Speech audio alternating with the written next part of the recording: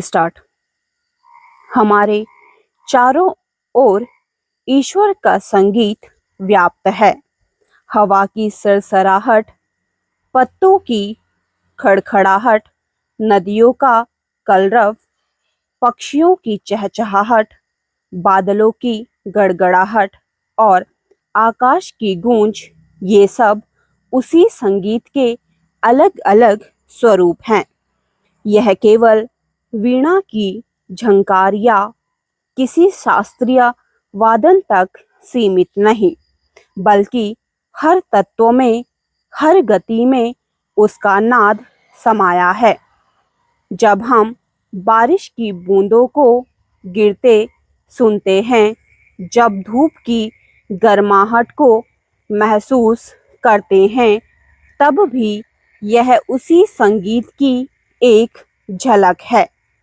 हमारे कदमों की आहट, पंखे की आवाज, बच्चों की खिलखिलाहट, ये सभी उस परम सत्ता की लयबद्ध भाषा के अंश हैं।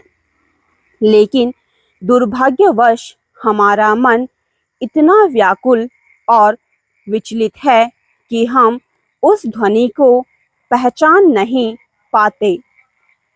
जीवन की सरलता ही वह कुंजी है जिससे हम प्रकृति के स्वर को सुन पाते हैं।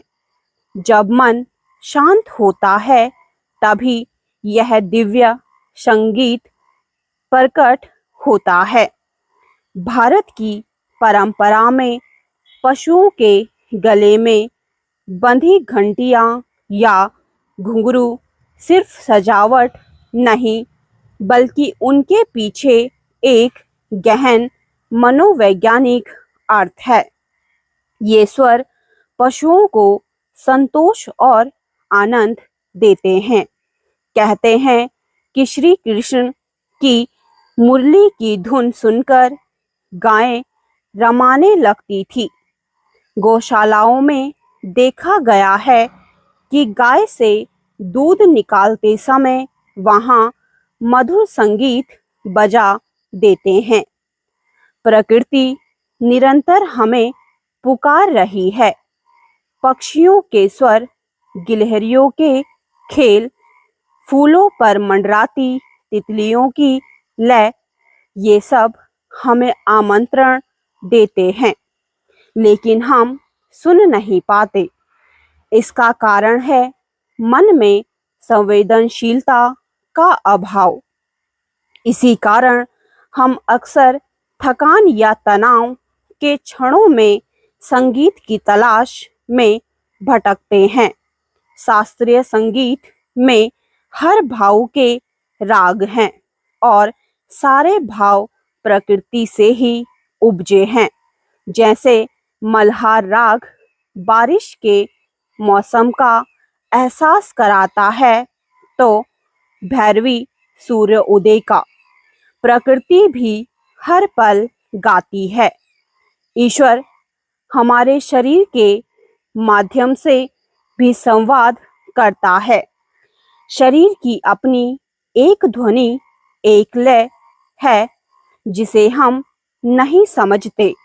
जब जीवन में स्वर नहीं होता, तब नृत्य, उत्सव और आनंद भी नहीं होता। जीवन नीरस हो जाता है।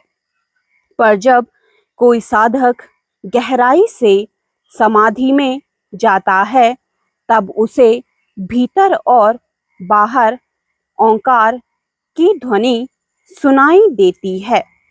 यह अस्तित्व की गूंज है जिसे विज्ञान भी तरंगों के रूप में मान्यता देता है। संपूर्ण सृष्टि का स्वभाव उत्सवमय है। सुबह होते ही प्रकृति के सभी अंग मिलकर संगीत रचते हैं। पर्वत, नदियां, वृक्ष, पशु पक्षी सब मिलकर ईश्वर की धुन में लीन हो जाते हैं। ईश्वर की सार्थकता इसी शाश्वत संगीत में खुद को खो देने में है। उसके साथ एक लय में बहने में है।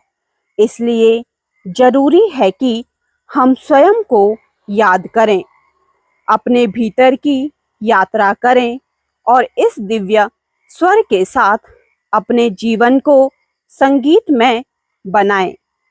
स्टॉप।